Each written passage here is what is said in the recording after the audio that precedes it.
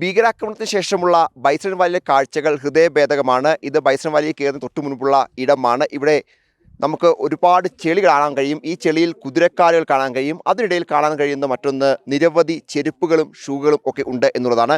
ഈ ആക്രമണം ഉണ്ടായതിന് തൊട്ടു പിന്നാലെ അവിടെ നിന്ന് ജീവനും കൊണ്ട് ഓടിയ ആളുകളുടെ ചെരുപ്പുകളും അതോടൊപ്പം തന്നെ ഷൂകളുമൊക്കെയാണ് ഈ കാണുന്നതിൽ. പുരുഷന്മാരുടെയുണ്ട്, സ്ത്രീകളുടെയുണ്ട്, കുട്ടികളുടെയുണ്ട്. അത്തരത്തിൽ എല്ലാ വിഭാഗത്തിൽപ്പെട്ട ആളുകളുടെയും ചെരുപ്പുകൾ ഇവിടെ ഉപേക്ഷിക്കപ്പെട്ടിരിക്കുന്നു. ചെരുപ്പുകൾ മാത്രമല്ല, ഡ്രസ്സുകളുണ്ട്, തൊപ്പികളുണ്ട്, അത്തരത്തിൽ ഒരുപാട് സാമഗ്രികൾ, മറ്റ് ആഭരണങ്ങളുണ്ട്. അത്തരത്തിൽ പല സാധനങ്ങളും ഇവിടെ പലയിടങ്ങളിലും ഉപേക്ഷിക്കപ്പെട്ട നിലയിൽ, പ്രത്യേകിച്ച് ജീവനം കൊണ്ട് ഓടുന്നതിനിടയിൽ തന്നെ ആളുകളുടെ കയ്യിൽ നിന്ന് ചാടിപ്പോയതാണ് ഈ വസ്തുക്കൾ എല്ലാം, അല്ലെങ്കിൽ ഉപേക്ഷിക്കപ്പെട്ട നിലയിൽ ഉണ്ടായതാണ്.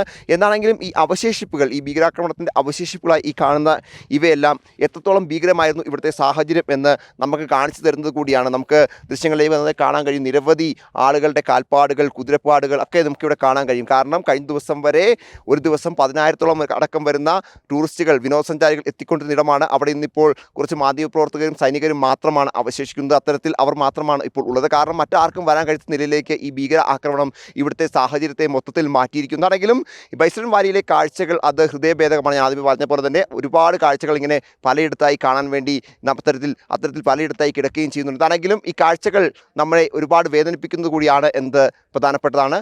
വീഡിയോ ജേർണലിസ്റ്റ് വിജിത്ത് ഊർക്കടനൊപ്പം reporter Noble Marikkaran, in reporter, Pahalgam.